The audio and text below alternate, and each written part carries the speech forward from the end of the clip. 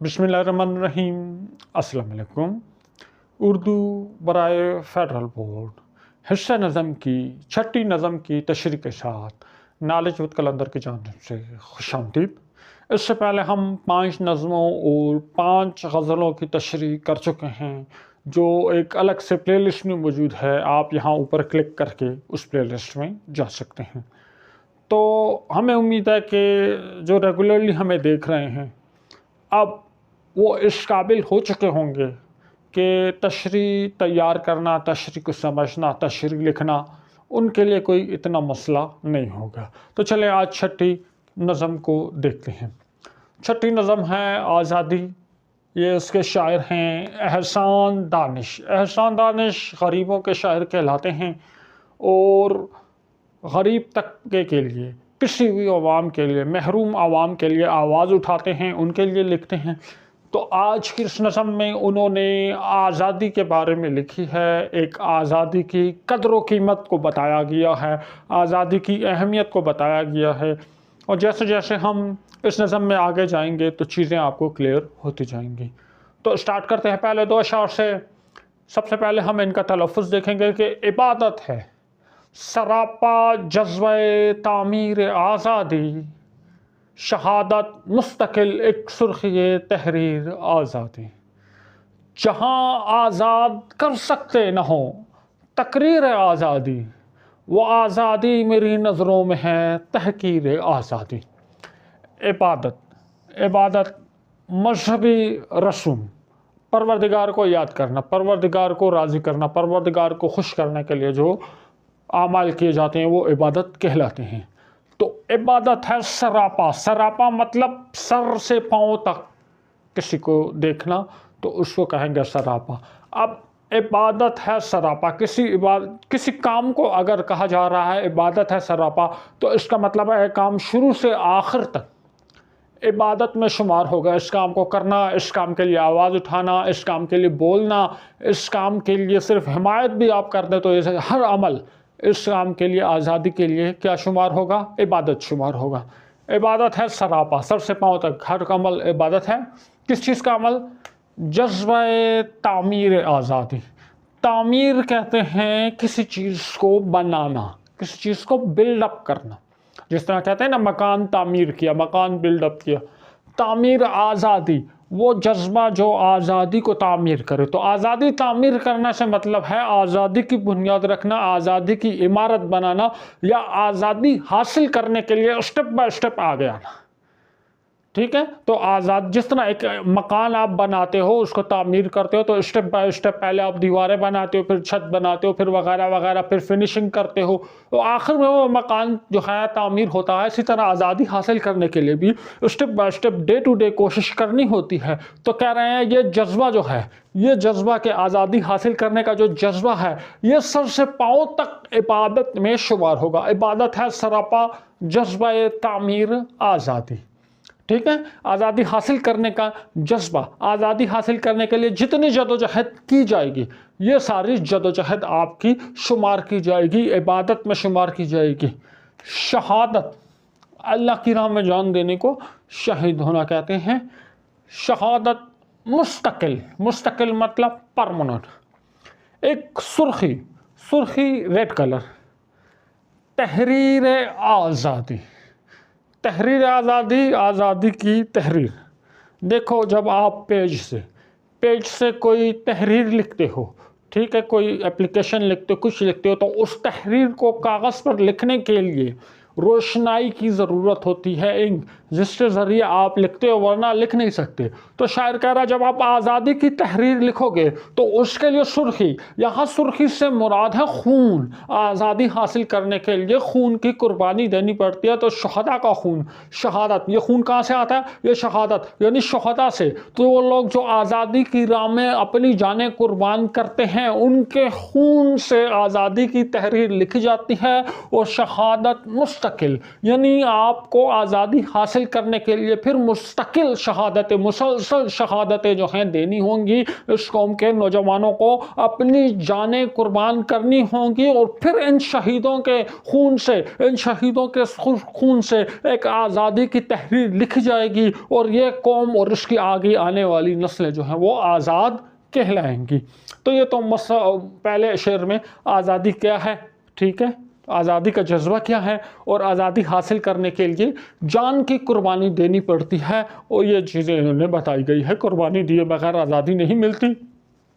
جہاں کسی جگہ کی بات کر رہے ہیں، کسی انوائرمنٹ کی، آزاد کر سکتے نہ ہو تقریر آزادی، آزاد لوگ، یعنی جہاں آزاد، یعنی ایک ایسی سوسائٹی ہے جہاں آزادی، جہاں کہا جا رہا ہے کہ یہ سوسائٹی آزاد ہے، وہاں جو لوگ رہ رہے ہیں یہ آزاد ہیں، اور یہ کر سکتے نہ ہو تقریر آزادی، فریڈم آف اسپیچ، کھل کر کسی پہ تنقید کریں، کھل کر کوئی بات کریں۔ ایک ایسی سوسائٹی جہاں آپ کھل کر ظلم کے خلاف آواز نہیں اٹھا سکتے، ایک ایسی سوسائٹی جہاں پہ آپ ظلم کے خلاف بات نہیں کر سکتے، کھل کر اپنے دل کی بات اپنی زبان پر لا نہیں سکتے، آپ پہ پابندیاں لگ جائیں گی، آپ کو پابند سلاسل کر دیا جائے گا، وہ آزادی میری نظر میں ایسی آزادی ہے تحقیر کہتے ہیں کسی چیز کو ذلیل کرنا، کسی چیز کو کم سمجھنا، کسی چیز کی توہین کرنا، تحقیر آزادی۔ تو ایسی آزادی جہاں آپ کو فریڈم آف اسپیچ نہ ہو، وہ میری نظر میں آزادی کہلانا ہے، آزادی کہلانے کی توہین ہے۔ اگر آپ کہہ رہے ہو میں سوسائٹی میں ہوں، میں آزاد ہوں، لیکن میں ظلم کے خلاف آواز نہیں اٹھا سکتا، تو پھر آپ آزاد نہیں ہوں۔ اپنے آپ کو آزاد کہنے کا مطلب آزادی کی توہین کرنا ہے۔ تو یہ دو اشعار ہو گئے، ان کی ایک لکھی ہوئی تشریح آپ کو دکھاتے ہیں، اور اس کے بعد اگلے اشعار کی طرف جاتے ہیں۔ پہلے شعر میں شاعر نے ہمیں یہ بتایا ہے کہ آزادی کو عبادت قرار دیا ہے، اور آزادی کے لیے مسلسل قربانی دینی پڑتی ہے۔ دوسرے شعر میں شاعر یہ کہہ رہے ہیں کہ اگر ایک سوسائٹی آزاد ہے، ایک ملک، ایک علاقہ آزاد ہے، لیکن وہاں آزادی، تقریر آزادی نہیں ہے، فریڈم آف اسپیچ نہیں ہے، کھل کے حق کی بات کرنے کی آپ کو اجازت نہیں ہے، آپ کھل کے حق کی بات نہیں کر سکتے، تو پھر وہ سوسائٹی آزاد کہلانے کے قابل نہیں ہے۔ ان دو اشعار کی لکھی ہوئی تشریح دیکھتے ہیں، پھر اگلے اشعار کی طرف جاتے ہیں۔ عبادت ہے سراپا جذبہ تعمیر آزادی، شہادت مستقل ایک سرخی تحریر آزادی۔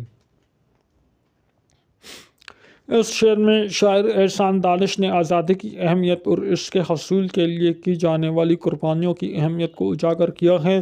شاعر کے مطابق آزادی کی جدوجہد محض ایک سیاسی یا سماجی عمل نہیں، بلکہ ایک روحانی اور اخلاقی فریضہ بھی ہے۔ جیسے عبادت ایک مقدس عمل ہے، ویسے ہی آزادی کے لیے جدوجہد کرنا بھی ایک مقدس فریضہ ہے، جس کی تاریخ شہداء کے خون سے لکھی جاتی ہے۔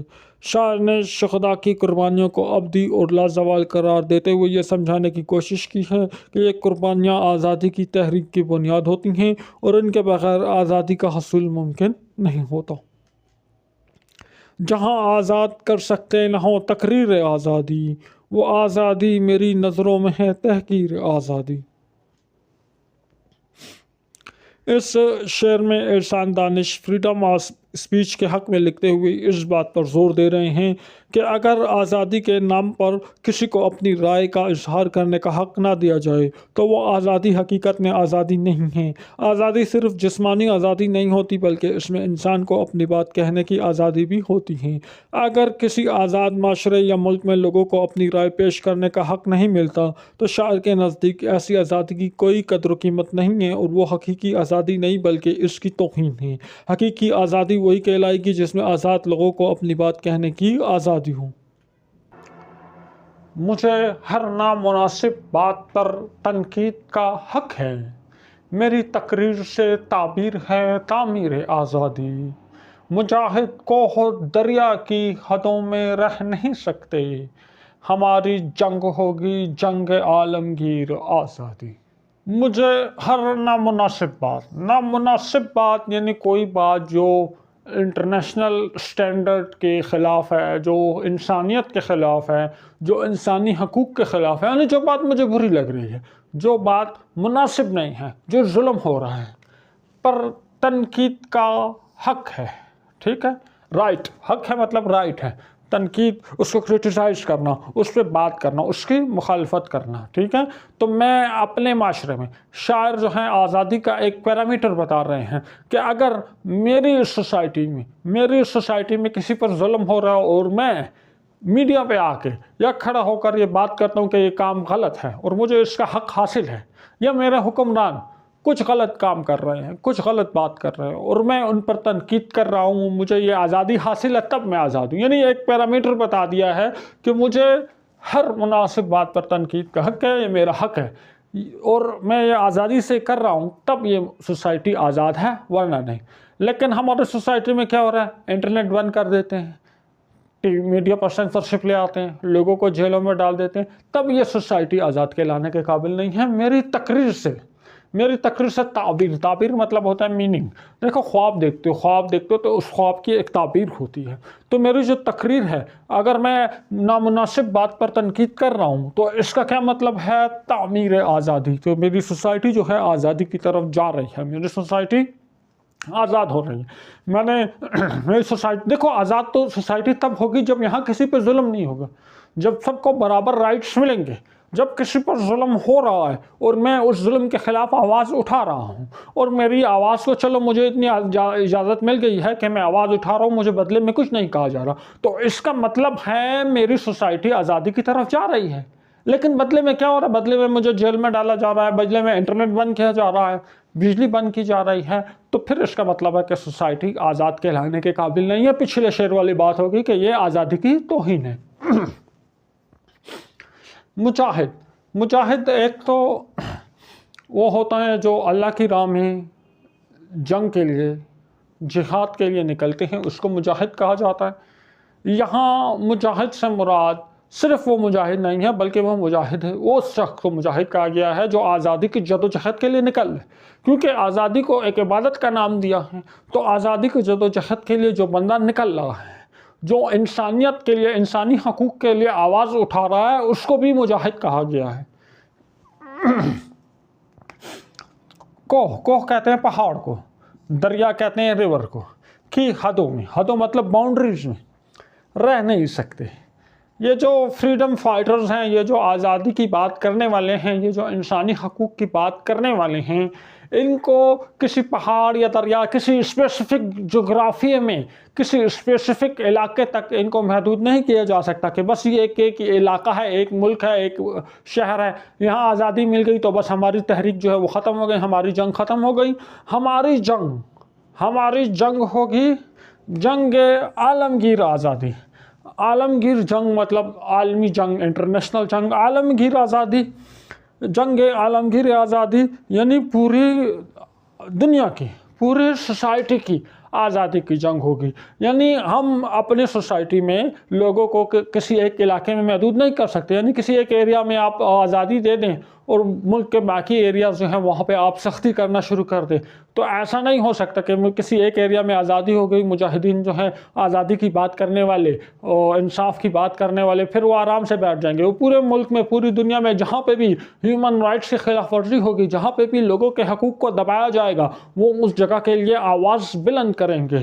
کوہ و دریا سے مراد ہم مشکلات بھی لے سکتے ہیں کہ ایک شخص آزادی کی بات کر رہا ہے. دیکھو اب ایک بندہ گھر سے جا رہا ہے، کوئی چیز لینے جا رہا ہے، راستے میں پہاڑ آ گیا تو اب وہ آگے نہیں جا سکتا.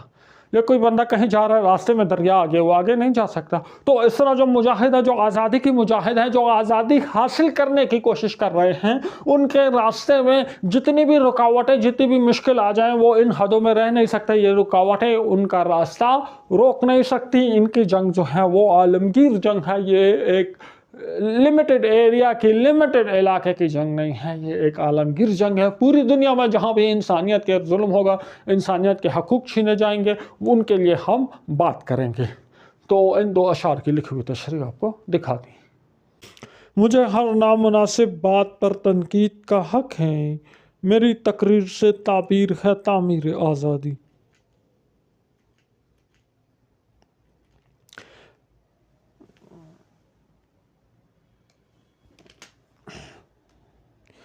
شاعر نے ممکنہ طور پر ان حالات کی طرف اشارہ کیا ہے جہاں جابرانہ حکومتیں یا ظالمانہ نظام لوگوں کو اظہار رائے کی آزادی نہیں دیتے۔ شاعر اس بات پر زور دے رہے ہیں کہ کسی بھی معاشرے کی حقیقی آزادی تبھی مکمل ہوتی ہے جب وہاں ہر شخص کو کسی بھی غلط بات پر تنقید کرنے کا حق حاصل ہو۔ یہ حق آزاد معاشروں کا بنیادی حصول ہے۔ اگر کسی معاشرے میں آپ نامناسب اور غلط بات پر تنقید نہیں کر سکتی تو اس معاشرے کی اصلاح کا بھی ممکن نہیں۔ اگر معاشرے میں ہر شخص کو اپنی بات کہنے کا حق ملتا ہے تو وہی معاشرہ ترقی کی راہ پر گامزن ہوتا ہے۔ اس لیے ہر فرد کو اپنی رائے پیش کرنے کی آزادی ہونی چاہیے۔ مجاہد کوہ دریا کی حدوں میں رہ نہیں سکتے، ہماری جنگ ہوگی جنگ عالمگیر آزادی۔ اس شعر میں آزادی کی جدوجہد کی وسعت اور اس کے عظیم مقصد کو بیان کر رہے ہیں۔ شاعر کی نظر میں جو لوگ آزادی کی جدوجہد میں مصروف ہوتے ہیں ان کے حوصلے اور عزم کو کسی جغرافیائی حد میں قید نہیں کیا جا سکتا۔ کوئی رکاوٹ ان کا راستہ روک نہیں سکتی۔ ان کی جدوجہد صرف ایک ملک یا علاقے تک محدود نہیں ہوتی بلکہ آزادی کی جنگ ایک عالمگیر جنگ ہے جس کا مقصد پوری دنیا میں آزادی اور انصاف کا قیام ہے۔ آزادی کے مجاہدین کسی بھی رکاوٹ کو خاطر میں نہ لاتے ہوئے پوری دنیا میں آزادی اور انصاف کے نام کے قیام کے لیے جدوجہد کرتے ہیں۔ غلامی کے دھوئیں اڑنے لگے، بہروپیے کانپے، فضاؤں میں جو گونجا نالائے شبگیر آزادی۔ جو کہنا تھا اسے سب کہہ گیا قرآن کے پردے میں، زمانہ حشر تک کرتا رہے تفسیر آزادی۔ غلامی، کسی کے غلام ہونا، غلامی کے دھوئیں۔ جب آپ کسی سوسائٹی کو، جب آپ انسانوں کو، کسی قوم کو غلام بناتے ہو تو اس کے کچھ نشانیاں ہوتی ہیں، کچھ نشانات ہوتے ہیں، کچھ آثار نظر آ رہے ہوتے ہیں، اڑنے لگے، ختم ہونے لگے، ٹھیک ہے۔ اور جب وہ قوم آزاد ہوتی ہے تو پھر وہ غلامی کے نشانات، غلامی کی علامتیں جو ہیں وہ آہستہ آہستہ جو ہیں وہ ختم ہونے لگتی ہیں۔ جتنا دھواں ہوتا ہے نا، ٹھیک ہو گیا، اب دھوئیں میں کچھ بھی نظر نہیں آتا، اور جب وہ دھواں چھٹ جاتا ہے، دھواں اڑ جاتا ہے، ہوا چلتی ہے، وہ دھواں اڑ جاتا ہے تو پھر سب کچھ نظر آنے لگتا ہے، ٹھیک ہے۔ تو غلامی کے دھوئیں اڑنے لگے، تو غلامی کو ایک دھوئیں سے تشبیہ دی ہے جس میں کچھ نظر نہیں آ رہا تھا، لیکن اب ہوا چلی ہے، آزادی کی ہوا چلی ہے تو غلامی کا جو دھواں ہے وہ اڑنے لگا۔ بہروپیے کانپے، بہروپیہ مطلب کوئی بندہ کچھ ہو اور اپنا روپ بدل کے کچھ اور شو کر رہا ہو۔ یہاں دو لوگوں کو بہروپیے ہم کنسائڈر کر سکتے ہیں۔ ایک وہ لوگ جنہوں نے قوم کو غلام بنایا ہوا تھا، اپنا روپ بدل کے قوم کو غلام بنایا ہوا تھا، وہ لوگ اب ڈرنے لگ گئے ہیں، قوم آزاد ہو گئی۔ یہاں دوسرا بہروپیہ ان لوگوں کو کہہ سکتے ہیں جو ہماری اپنی قوم کے منافق تھے، جو ہماری اپنی قوم کے تھے لیکن ہمیں غلام بنانے والوں کے ساتھ ملے ہوئے تھے، بہروپیے تھے۔ اب جب انہوں نے دیکھا کہ قوم آزاد ہو رہی ہے، جو آقا بنے ہوئے تھے وہ جا رہے ہیں، تو جنہوں نے منافقت کر رہے تھے وہ اب کانپنے لگے، وہ اپنے انجام سے فکر مند ہونے لگے کہ ہمارا کیا ہوگا۔ تو دونوں مفاہیم لے سکتے ہیں کہ غلامی کے دھوئیں چھوٹنے لگے، اب قوم جو ہے غلامی کی نشانیاں مٹ رہی ہیں، قوم آزاد ہونے والی ہے، تو جن لوگوں نے ان کو ظلم کیا ہوا تھا، جو ظلم کر رہے تھے، جو ظالم تھے، وہ اب کانپنے لگے، ان کو اپنی فکر ہونے لگی کہ ہمارے ساتھ کیا ہوگا۔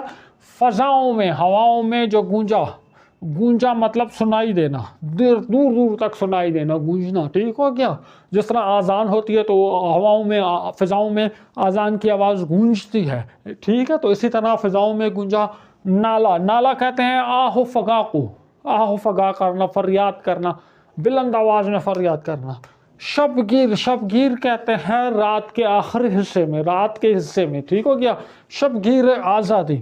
تو رات کے حصے میں، رات کے حصے میں، رات کے اندھیرے میں جب آزادی کی صدائیں، آزادی کے نعرے، آزادی کی پکار بلند ہوئی تو ہواؤں فضاؤں میں گونجنے لگی، تو اس سے کیا ہوا کہ غلامی کے جو دھوئیں تھے وہ چھٹنے لگے اور جو بہروپیے تھے وہ کانپنے لگے۔ یعنی جب مطلب یہ ہو گیا، جب غلامی ہوتی ہے تو اندھیرا ہوتا ہے، تاریکی ہوتی ہے، لیکن قوم کے لوگ جب آزادی کی کوشش کرتے ہیں، آزادی کی جدوجہد کرتے ہیں، آزادی کے نعرے لگاتے ہیں تو اس سے جو غلامی کا اندھیرا ہوتا ہے، جو غلامی کے دھوئیں ہوتے ہیں وہ ہٹنے لگتے ہیں اور آزادی کا سورج جو ہے وہ طلوع ہو جاتا ہے، اور جو لوگ بہروپیے ہوتے ہیں، جو منافق ہوتے ہیں، جو ظالم ہوتے ہیں، ان کا اپنا انجام نظر آنے لگتا ہے۔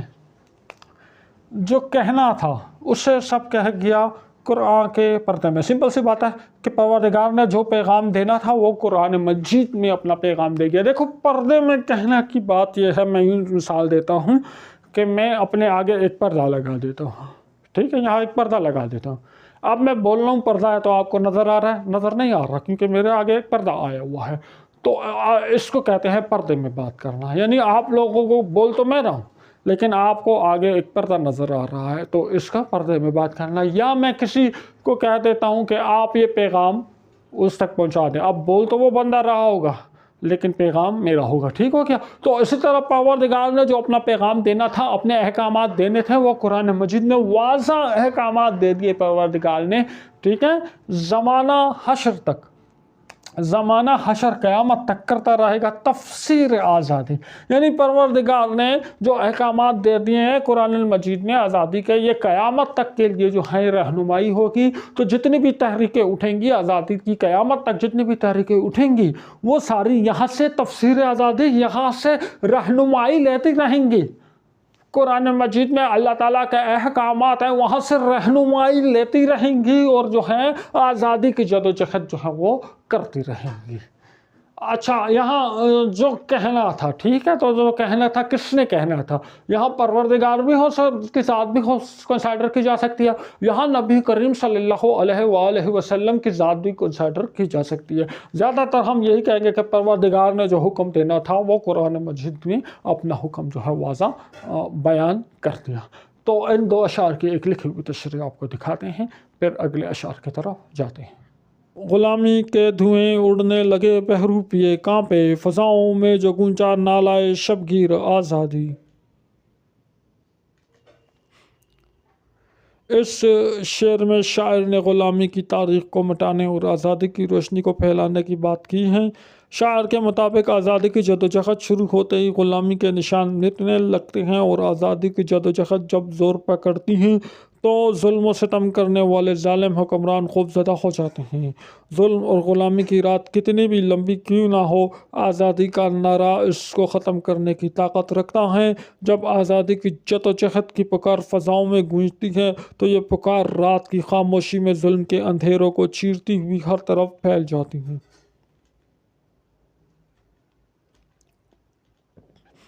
جو کہنا تھا اسے سب کہہ گیا قرآن کے پردے میں، زمانہ حشر تک کرتا رہے تفسیر آزادی. اس شعر میں شاعر قرآن مجید کی تعلیمات کو آزادی کے نظریے سے جوڑتے ہوئے یہ واضح کیا کہ اللہ نے انسان کو آزاد پیدا کیا ہے اور اس کی مرضی کے بغیر اسے کسی بات پر مجبور نہیں کیا جا سکتا.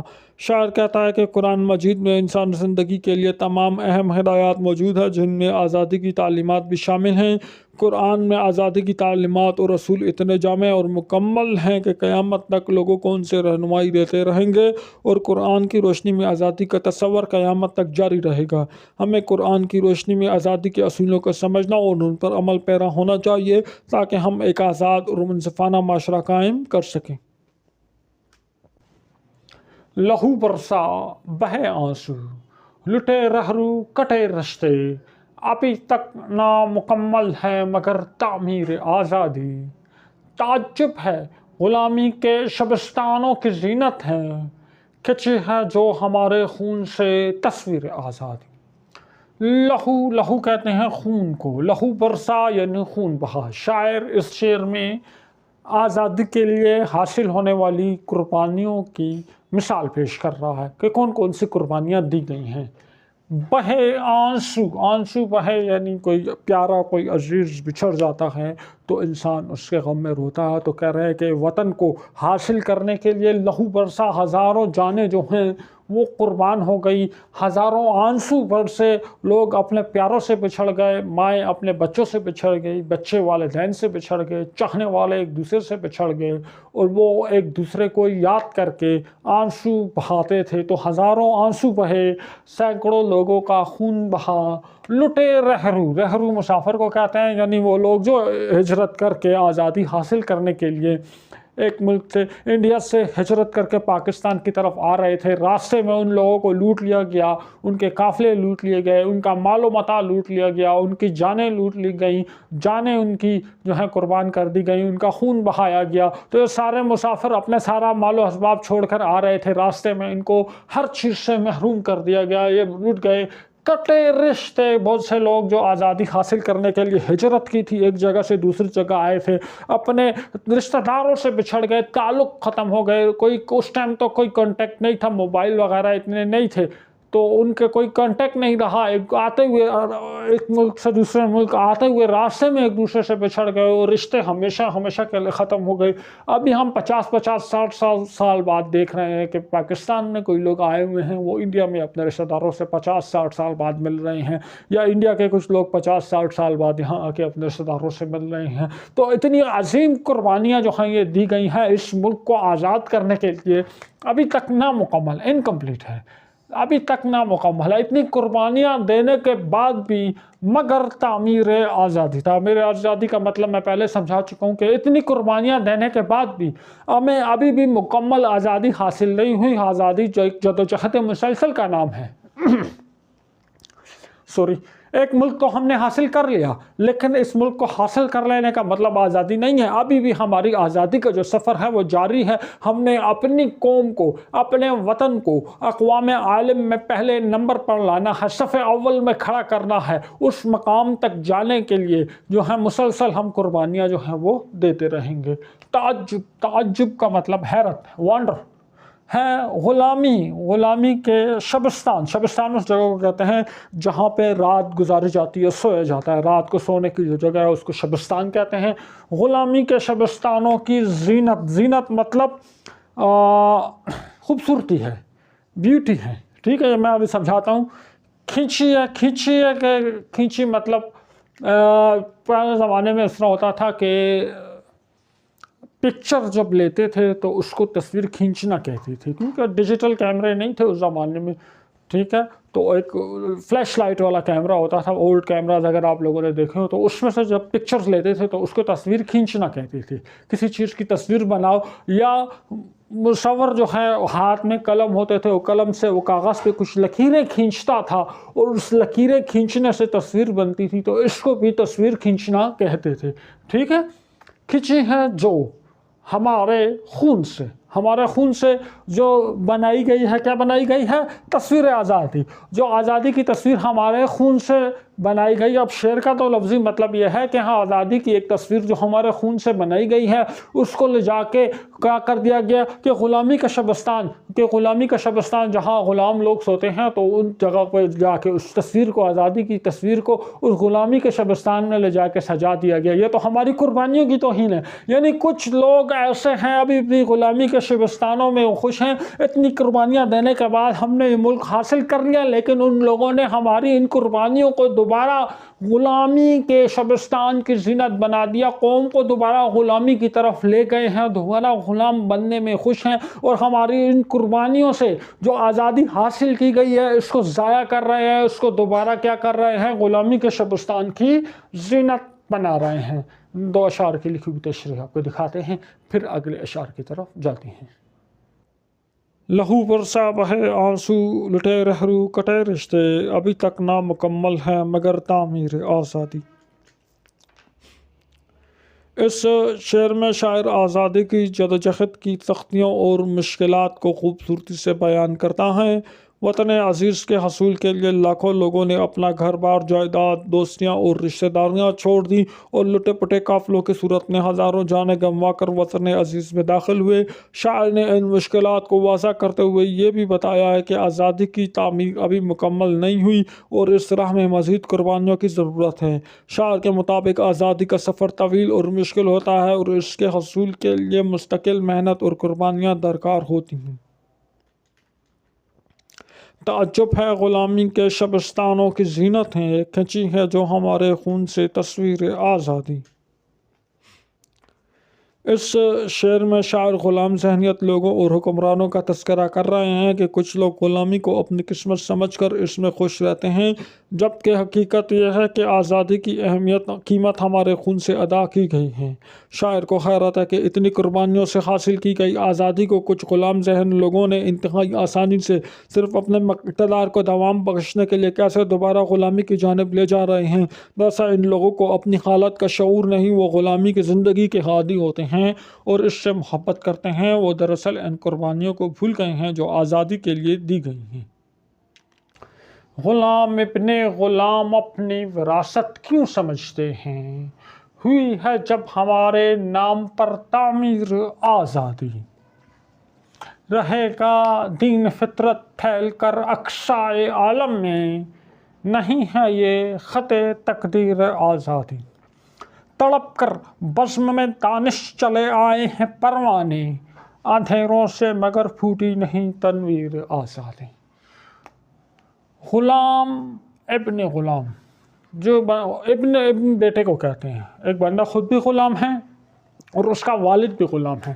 یہاں ان لوگوں کو کہا جا رہا ہے جو مینٹلی غلام ہیں، جو مینٹلی آزاد نہیں ہیں، اپنے آپ کو دوسروں کی غلامی میں اچھا محسوس کرتے ہیں، دوسروں کی غلامی میں فخر محسوس کرتے ہیں۔ غلامی کی زندگی، جانوروں جیسی زندگی ان کے لیے عزت کی زندگی ہے۔ یہ لوگ نیچرلی یہ غلام ابن غلام ہیں، اور انہوں نے ہماری آزادی کی جو جدوجہد سے ہم نے آزادی حاصل کی ہے، اس کو ہائی چیک کیا ہوا ہے۔ یہ نیچرلی، یہ جو ہمارے اوپر حکمران بن کے بیٹھے ہوئے ہیں، مینٹلی طور پر یہ غلام ہیں۔ اپنی وراثت اس چیز کو کہتے ہیں جو والد کی طرف سے ملتی ہے۔ وراثت کیوں سمجھتے ہیں؟ یعنی یہ جو آزادی ہم نے اتنی قربانیاں دے کر، یہ جو وطن ہم نے اتنی قربانیاں دے کر بنایا ہے، یہ آزادی ہم نے اتنی قربانیاں دے کر حاصل کی ہیں، یہ غلام ابن غلام، یہ مینٹلی غلام لوگ، یہ چھوٹے لوگ یہ سمجھتے ہیں کہ یہ آزادی جو ہے یہ ہماری وراثت ہے، یہ آزادی جو ہے یہ ہمارا حق ہے، یہ ملک جو ہے یہ ہمیں باپ دادے کی جائیداد میں ملا ہے۔ یہ لوگ اس طرح کیوں سمجھتے ہیں؟ ہوئی ہے جب ہمارے نام پر تعمیر آزادی، کہ یہ آزادی تو ہم نے لی ہے، آزادی کے لیے قربانیاں ہم نے دی ہیں، آزادی کے لیے اپنا خون ہم نے بہایا ہے، لیکن یہ غلام ابن غلام لوگ ہیں، یہ مینٹلی کمزور لوگ ہیں، یہ جو کیا ہمارے اوپر مسلط کردہ ٹولہ ہے، یہ سمجھ رہے ہیں کہ جی یہ ہمارے باپ دادا کی میراث تھی۔ یہ بات نہیں، یعنی آزادی قوم نے جدوجہد سے قربانیاں دے کے آزادی حاصل کی ہے، لیکن اس آزادی کو کسی نے ہائی چیک کر لیا۔ اس آزادی کی، اس شہیدوں کے خون سے بنی ہوئی تصویر کو دوبارہ لے جا کے غلامی کے شبستان میں سجا دیا گیا، اس ملک کو دوبارہ غلامی کی راہ پر جو ہے لگایا جا رہا ہے۔ رہے گا، اچھا یہ جو شعر ہے، یہ شعر، یہ اس کا دوسرا مصرع نامکمل ہے، ٹھیک ہے۔ رہے گا دین فطرت پھیل کر اقصائے عالم، اقصائے عالم یعنی تارے عالم کے جو آسمان ہے، پورے عالم میں جو ہے یہ دین فطرت باقی رہے گا۔ اچھا اب یہ جو مصرع ہے، یہ مصرع نامکمل لگ رہا ہے، اس میں کچھ مسنگ ہے، میرے خیال میں نہیں ہے، یہ غلامی خط تقدیر اس طرح کچھ ہے۔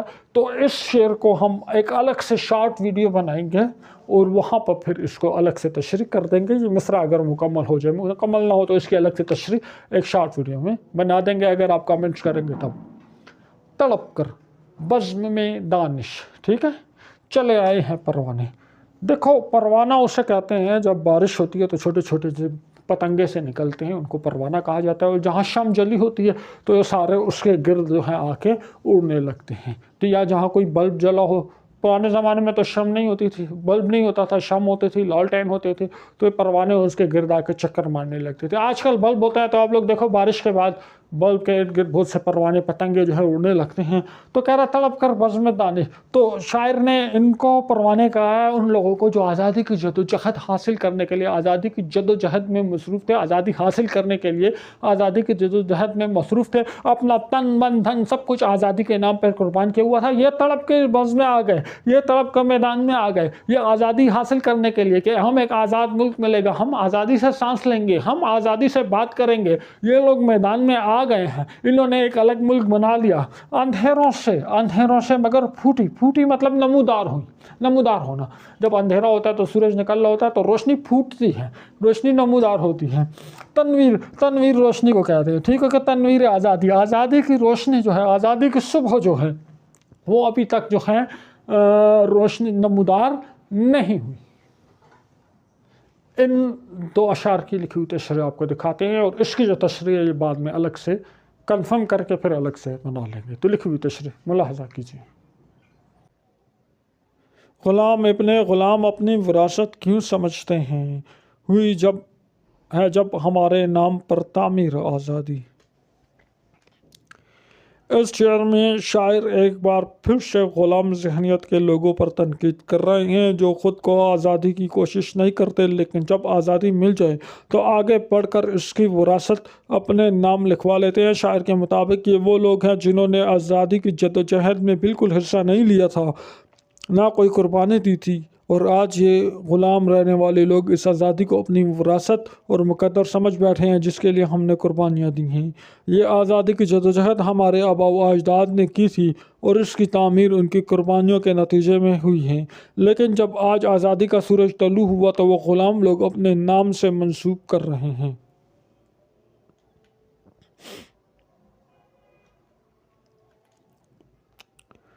تڑپ کر بزم میں دانش چلے آئے ہیں پروانی، اندھیروں سے مگر پھوٹی نہیں تنویر آزادی۔ شاعر نے اس شعر میں آزادی کی جدوجہد کی مشکلات اور اس کے لیے دی جانے والی قربانیوں کو خوبصورتی سے بیان کیا ہے۔ شاعر نے ان لوگوں کا تذکرہ کیا ہے جو آزادی کی جدوجہد میں اپنی جانوں کا نذرانہ پیش کرنے کے لیے تیار ہوتے ہیں۔ وہ آزادی کے حصول کی پکار پر اپنا تن من دھن سب کچھ قربان کر آئے تھے، مگر ان تمام قربانیوں کے باوجود ابھی تک آزادی کی جدوجہد کامیاب نہیں ہوئی اور غلامی کے اندھیروں کی حکمرانی قائم ہے۔ شاعر کے نزدیک آزادی کی جدوجہد بہت سخت اور طویل ہے اور اس کے لیے ابھی مزید کوششوں کی ضرورت ہے، اس لیے ہمیں ثابت قدمی کے ساتھ آزادی کے لیے جدوجہد جاری رکھنی چاہیے۔ تو اس کے ساتھ ہی ہمارا آج کا لیکچر اپنے اختتام پر پہنچا۔ اگلے لیکچر میں اس نظم کی مشق اور اس کے بعد آخری نظم کے تشریح کے ساتھ دوبارہ آپ کی خدمت میں حاضر ہوں گے۔ اگر آپ کمنٹ سیکشن میں ہم سے ریکویسٹ کرتے رہیں گے تو ویڈیو پسند آئی ہے اس کو لائک کریں، دوستوں کے ساتھ شیئر کریں، لائک شیئر ضرور کریں، چینل کو سبسکرائب نہیں کیا تو سبسکرائب کر لیں۔ کوئی بات ہو، کوئی سجیشن ہو، کمنٹ سیکشن میں آپ ہمیں بتا سکتے ہیں۔ واٹس ایپ نمبر ویڈیو کے شروع میں دیا ہوا ہے، آپ وہاں سے براہ راست کانٹیکٹ کر کے اپنے مسئلے شیئر ڈسکس کر سکتے ہیں۔ آن لائن کلاسز اگر کرنا چاہیں تو وہ بھی آپ لوگوں کے لیے ارینج کی جا سکتی ہے ٹائم اویلیبلٹی پر، ٹھیک ہے۔ فی الحال کچھ کلاسز چل رہی ہیں تو مزید کوئی کلاسز کرنا چاہیں تو اویلیبل ٹائم ہو تو آپ کے لیے ارینج کر دیں گے۔ نیکسٹ ویڈیو میں ملاقات ہوگی، اپنا خیال رکھیے گا، اللہ حافظ۔